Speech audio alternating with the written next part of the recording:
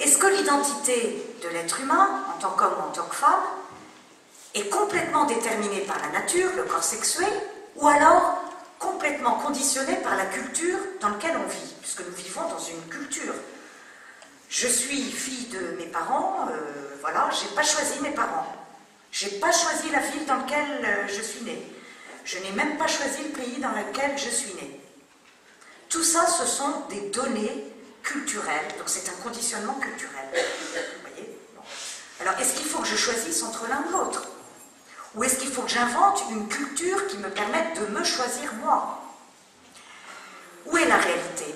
En fait, la réalité, elle est assez simple. Je reçois, et où est surtout la liberté? Je reçois un corps sexué, c'est vrai, ce corps sexué ne dépend pas de moi. Mais c'est à partir de cette réalité et dans le milieu dans lequel je suis née que je vais me construire, que je vais construire mon identité, que je vais construire ma personnalité. Et c'est justement la liberté qui va jouer ce rôle. Et la liberté va pouvoir agir entre ce corps sexué qui est un donné de la nature et puis la culture dans laquelle je vis et sur lequel je peux peser. Parce que je suis un être responsable. Donc, la personne va pouvoir exercer sa liberté à partir d'une réalité, mais aussi dans un milieu particulier dans lequel il vit, dans lequel il est né, et qu'il va pouvoir corriger, bien sûr, heureusement. Par exemple, le rôle d'un parlementaire, c'est de corriger une loi ou de voter une nouvelle loi parce que la précédente n'est pas satisfaisante. Donc, on peut corriger par l'art, par la loi, par la médecine, tout ce qui s'appelle l'acte, enfin, les actes de la personne humaine. Ça, c'est la culture. Et la liberté, c'est justement de pouvoir harmoniser entre ce donné de nature, ce que certains appellent le déterminisme naturel. C'est vrai, nous sommes déterminés par la nature, en raison de notre corps sexué, mais ce n'est pas le tout de la personne.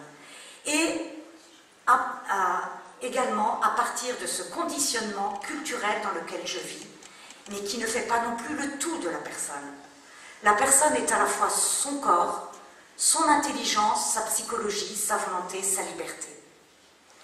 Donc vous voyez, pour sortir de cette dialectique entre le déterminisme culturel et le conditionnement social ou culturel, eh bien, c'est la personne humaine qui va exercer sa liberté.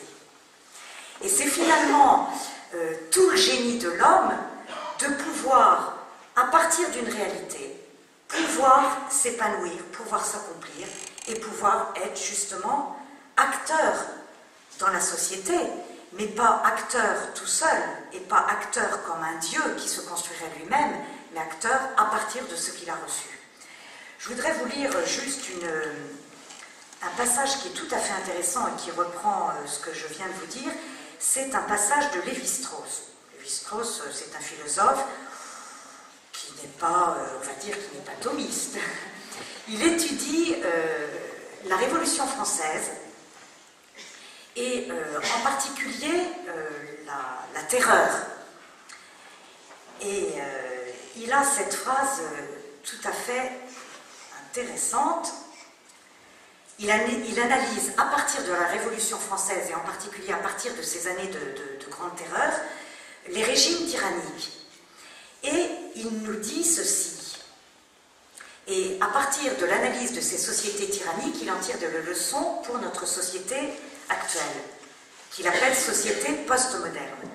On a mis dans la tête des gens que la société relevait de la pensée abstraite, alors qu'elle est faite d'habitudes, d'usages, et que, en broyant ceci sous la meule de la raison, on pulvérise des genres de vie fondés sur une longue tradition.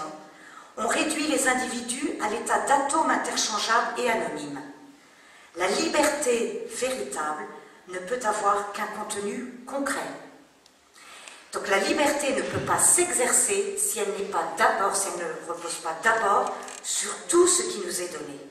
Et c'est ça la grande tentation des gender féministes, c'est de refuser tout ce qui est donné pour se construire soi-même.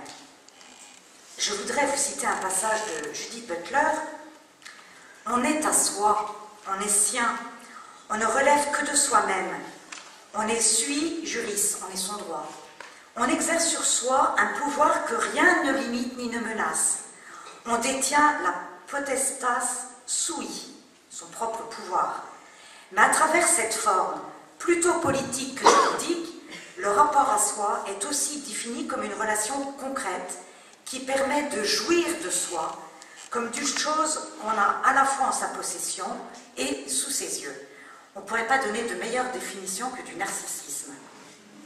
Donc vous voyez que la théorie du gender, c'est la recherche, la satisfaction ou la revendication du droit à être moi, indépendamment de tout ce que je reçois, de tout ce qui m'est donné.